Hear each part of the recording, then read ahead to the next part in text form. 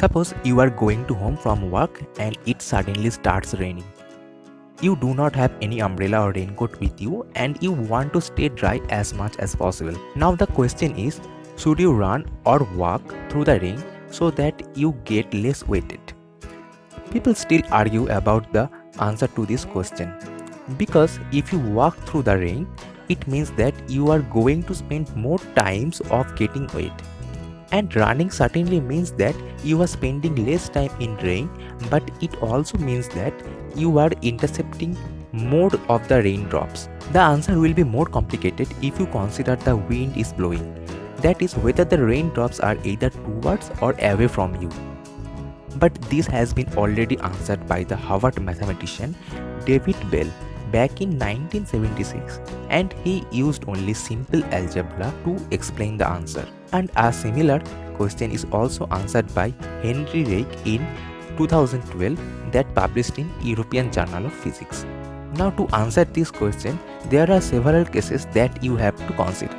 Suppose the rain falls straight down and you are standing in the rain.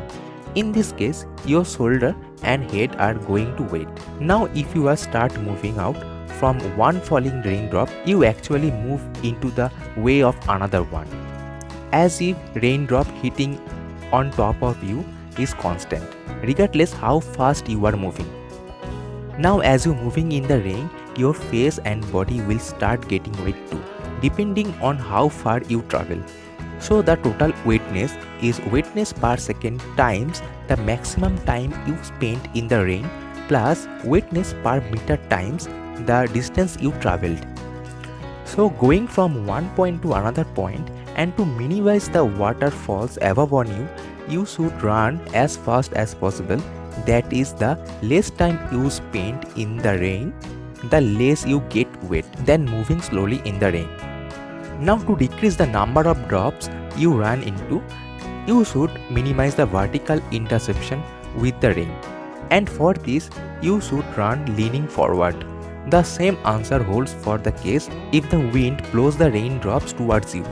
Now if the wind is at your back and standing still is not a good option, so the best strategy is to run at a speed that matches the horizontal speed of the falling drop. This is the same thing that you learn in your school days in the chapter Resolution of Vectors. In that way, you still get wet on top of your head and shoulders, but you do not run into drops along your front surface, nor do they run into your back surface. But this strategy will not work for the objects that have more horizontal cross-sectional area than the vertical one. Such an object will collect an appreciable amount of water on its top surface even if its speed matches the horizontal speed of the rain. To minimize the wetting, such an object could be moved as fast as quickly as possible. So if you are really enjoying my videos, subscribe my channel for more videos like this.